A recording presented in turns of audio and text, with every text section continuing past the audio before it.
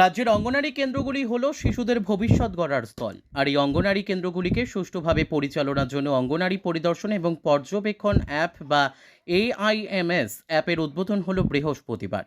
এই উপলক্ষে রাজধানীর উজান অভয়নগরস্থিত বাঘ পুনর্বাসন প্রতিষ্ঠান প্রাঙ্গণে এক অনুষ্ঠানের আয়োজন করা হয়। এই অনুষ্ঠানে উপস্থিত ছিলেন সমাজ কল্যাণ ও সমাজ শিক্ষা দপ্তরের মন্ত্রী টিঙ্কু রায়, দপ্তরের সচিব উত্তম কুমার চাকমা, আগরতলা পৌর নিগমের পারিষদ হীরালাল দেবনাথ সহ অন্যান্যরা। অনুষ্ঠানে অঙ্গনারী ইন্সপেকশন অ্যান্ড মনিটরি সিস্টেম অ্যাপের উদ্বোধন করেন মন্ত্রী টিঙ্কু রায়। এর আগে মুখ্য বধির শিশুদের জন্য বিদ্যালয়টি প্রথম শ্রেণী থেকে পঞ্চমতে আপগ্রেড করেন মন্ত্রী টিঙ্কু রায়।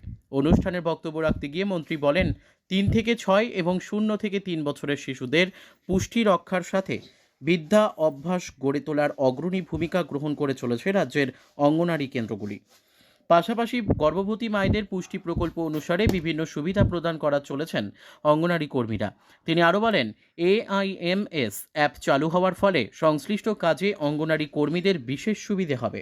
আমরা দেখতে পেয়েছি আমাদের রাজ্যে অনেক সময় যারা সুপারভাইজাররা রয়েছেন, আমাদের সুপারভাইজারও সেই পরিমাণ, যত 10,000-এরও বেশি অঙ্গনওয়াড়ি সেন্টার, 4 লাখেরও বেশি বাচ্চারা সেখানে রয়েছেন। তো সেই একটা বড় সংখ্যা, সেই তুলনামূলক যদি আমরা দেখি আমাদের সুপারভাইজারের সংখ্যাটা কম, আমরা সেভাবে তাদের উপরও প্রেসারাইজ করতে পারি না।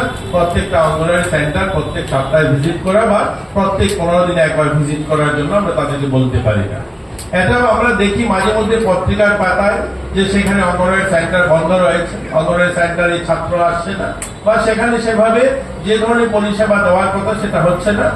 এবং তার জন্য আমরা পরিকল্পনা গ্রহণ করলাম যে আমরা আমাদের রাজ্যে এই যে আজকে যেটা তৈরি হলো অঙ্গনওয়াড়ি ইন্সপেকশন এবং মনিটরিং সিস্টেম, এই অ্যাপস আমরা তৈরি করবো, যে অ্যাপসের মাধ্যমে আমরা পুরো অঙ্গনওয়াড়ি সেন্টার 10,000 সেন্টারকে একসঙ্গে এক জায়গায় বসে সেগুলোকে মনিটরিং করা যায়, তার জন্য এই অ্যাপ তৈরি করা হবে। Bureau report, news daily Bharat.